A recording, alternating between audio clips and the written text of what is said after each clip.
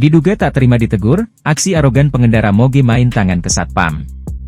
Tengah beredar sebuah video yang memperlihatkan aksi arogan yang dilakukan oleh seorang pengendara motor.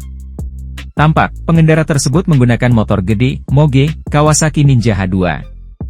Video tersebut viral usai diunggah dalam akun Instagram Indorider 150 Up, pada Selasa, 20 Juni 2024. Mulanya, terlihat seorang satpam mendekati pengendara motor tersebut. Diduga, sang satpam menegur pengendara tersebut gegara menggeber motornya.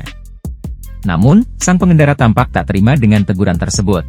Sempat terjadi perselisihan di antara sang satpam dan pengendara. Tiba-tiba, pengendara tersebut menarik kepala sang satpam. Terlihat, satpam tersebut hanya menepis tangan sang pengendara dengan emosi yang terkontrol. Kini, video tersebut pun telah viral dan diunggah ulang dalam banyak akun di media sosial. Warganet pun tampak kesal dan mengecam aksi pengendara tersebut. Belum diketahui pasti lokasi peristiwa itu terjadi. Pihak TribunSumsel.com masih mencari informasi yang lebih mendalam terkait viralnya video tersebut.